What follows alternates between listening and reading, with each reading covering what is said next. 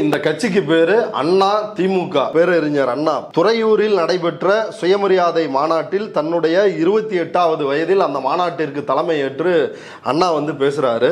எந்த ஆட்சி வந்தாலும் சரி, தமிழர் காப்பாற்றிக் கொள்ள வேண்டியவைகள் சில உள்ளன. அவர்களுக்கு எந்த கட்சி மீது அபிமானம் இருப்பினும், தமிழர்களுக்கு எந்த கட்சி மேல அபிமானம் இருப்பினும், தமிழரின் ஜீவநாடி தளர விடலாகுமா? அந்த ஜீவநாடிகளுக்கு ஆபத்து வரக்கூடுமா? அப்ப கீழ்கண்டவற்றை எப்பாடுபட்டாலும் காப்பாத்துங்க அப்படின்னு சொல்லி ஒரு லிஸ்ட் சொல்றாரு அண்ணா. இது தமிழ்நாட்டினுடைய ஜீவநாடி. இதை நம்ம என்னைக்குமே விட்டுறக்கூடாது. தமிழர்கள் எந்த கட்சியில் இருந்தாலும் இந்த கொள்கைகளை, இந்த சட்டங்களை ஒழிப்பதற்கு உடன்பாடா இருந்துடக்கூடாதுன்னு அறிஞர் அண்ணா சொல்றார். அது என்னென்ன அப்படின்னா, தமிழ் மொழியை காக்க வேண்டும், வகுப்புவாரி பிரதிநிதித்துவம் நீதி கட்சியால் கொண்டு வரப்பட்ட அந்த இடஒதுக்கீட்டு முறையை காப்பாற்ற வேண்டும். அதுல 3வதா அண்ணா சொல்லி இருக்கிறது இந்து மத தர்ம பரிபாலன சட்டம்.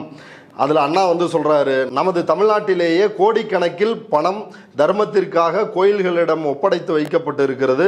தர்மம் தலைக்க வேண்டும் என்று நமது பெரியவர்கள் அதை செய்தனர். அந்த தர்ம சொத்து நியாயமாக கொடுக்கப்பட வேண்டும் அல்லவா?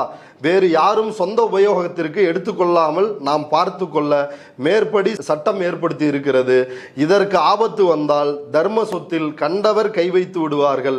ஆகவே அந்த சட்டத்தை காப்பாற்றுங்கள் அப்படின்னு அறிஞர் அண்ணா சொல்றாரு. தமிழா உஷாரா இரு அப்படின்னு அன்றைக்கு 1937 தன்னுடைய 28வது வயதில் அண்ணா தீர்க்கமா சொல்றாரு.